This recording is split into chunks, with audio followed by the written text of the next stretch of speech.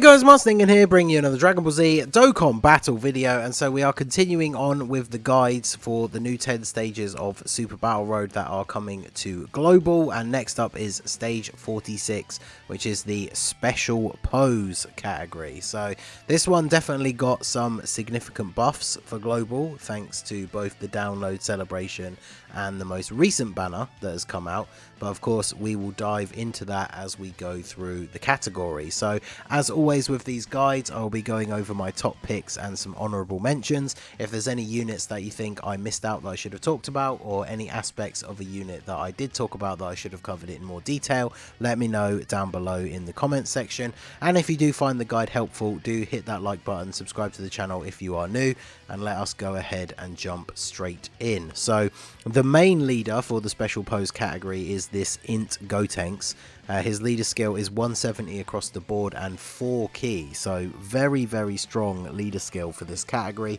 The 4 key obviously helps not only for LRs but for the fact that this team can definitely feature a bunch of units that do not link very well together. But as I said in the intro, there's definitely been some buffs to this team, thanks to especially the download celebration, that is going to make this stage significantly easier for global players than when it first came out on JP. So if you don't have this Gotenks, I mean, he can. Let's talk about him a little bit first. He's really good.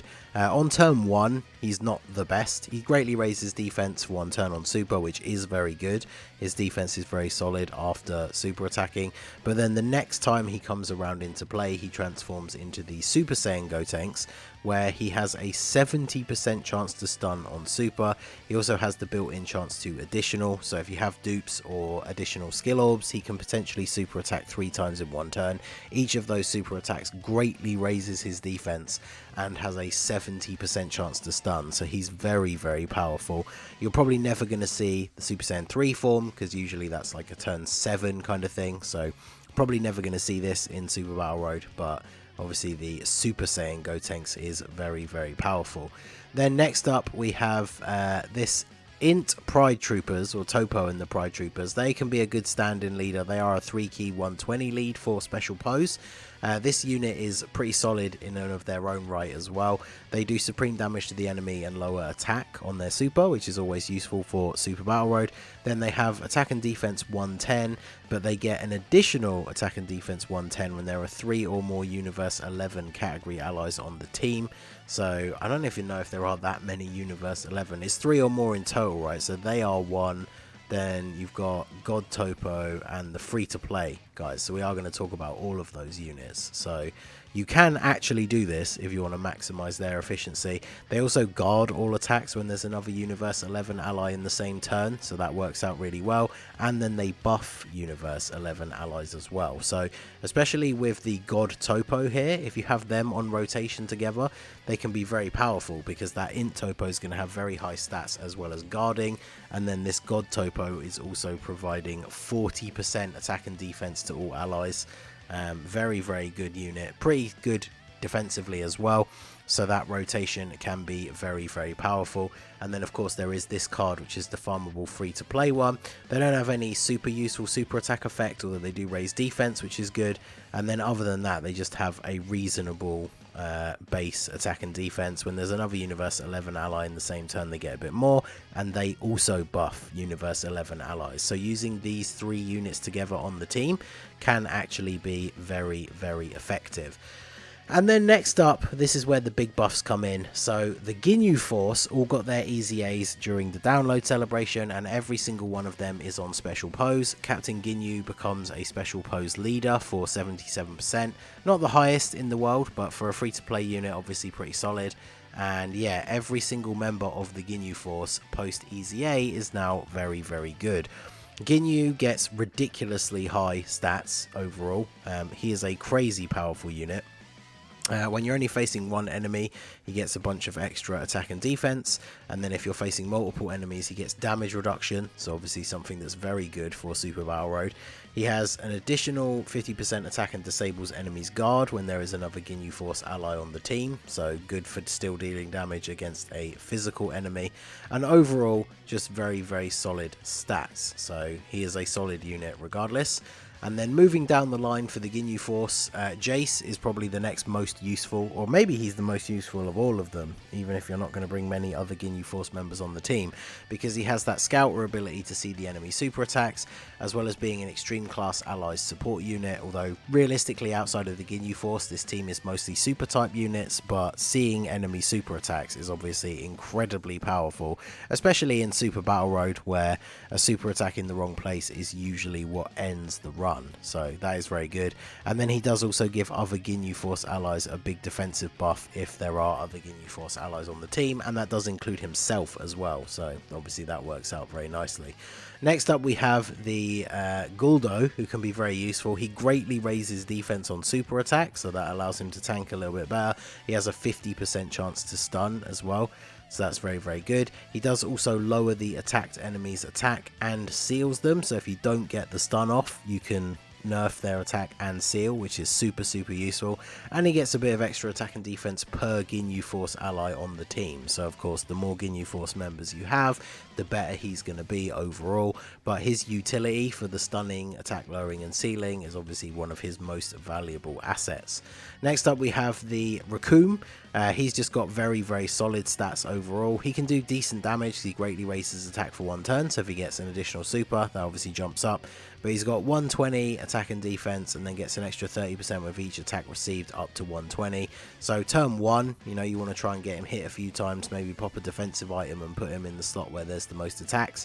And then once he's fully built up, he's going to be putting out some very decent numbers. He also has a 50% chance to guard, as long as you have another Ginyu Force member on the team. So as much as I don't like RNG guard passives, if this does kick in, then obviously he's going to be very effective as a defensive unit on this team, so definitely solid. And then last but not least we have the Berta. He's probably the one that got the least big upgrade from his EZA, because he still has that annoying thing of being the first attacker, which means that part of his passive doesn't proc until he actually gets to attack. So if there's a whole bunch of attacks in slot 1 before he gets to go, then he doesn't have that additional chance to dodge. He does get a bonus 20% dodge chance if there is a Ginyu Force, other Ginyu Force member on the team, which can be pretty useful. He does infinitely stack defense, so if he gets a couple of supers off, his defense can look pretty good. He does have a built-in chance to get those additional supers if he's in the 2nd or 3rd slot, so you could always, if you get him on rotation on turn 1, put him in slot 2 or 3, potentially double super, and then on the next turn in slot 1, his defense will be a little bit higher, so you can risk putting him in slot 1, hopefully not getting hit too many times, then he gets to attack, and then he's going to have a very significant dodge chance. So all of the members of the Ginyu Force got significantly better post EZA. They were pretty much unusable, I would say, in this category kind of stage until they got their EZAs, but now they're actually very viable options. So Special Pose got a huge upgrade for Global from the download celebration. So next up we have the AGL Gotenks. So he's the most recent buff that we've gotten now on Global, because he is the side banner unit from the Gogeta banner. If you pulled him, then he's super good. I talked about him, you know, before the banner came out. I've showcased him on Super Battle Road. He is an AoE unit that has a chance to stun all enemies, and he raises defense on super. He has a built-in chance to additional, so if you have, even without dupes, he's an AGL unit, so he has level 5 additional, so he can super attack 3 times in 1 turn. They're all AoE supers that can stun all of the enemies, and he is a time limit category support unit. So we already covered the fact that the INT Gotenks is the main leader for the team. All the other Gotenkses pretty much are on this category, so they are all going to be able to be buffed by him as well, which is very useful. So this guy definitely is a must run on the team, and this is another unit that was not out on JP when this stage first came out, so he's going to be very useful. Next up we have another Gotenks, the Gotenks and Ghost. Creates rainbow orbs, heals off of rainbow orbs, which is super useful, and has a 50% chance to stun. Greatly raises attack and defense on super, so post super attacking his defense is actually pretty solid, and if you get a double super, then obviously his defense is going to be even bigger, and the more rainbow orbs you pick up, the more extra attack and defense you get, as well as a pretty decent amount of healing. And then, yeah, that 50% chance to stun, obviously very good.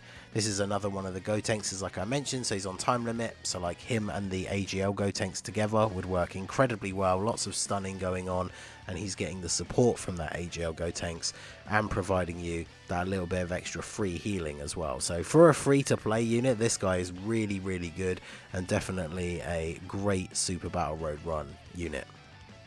Next up, we have the Awakening for Super Saiyan 2 Great Saiyaman. Since the team outside of the Ginyu Force is mostly super types, this guy's really good. He gives 3 key attack and defense 30% to all superclass allies.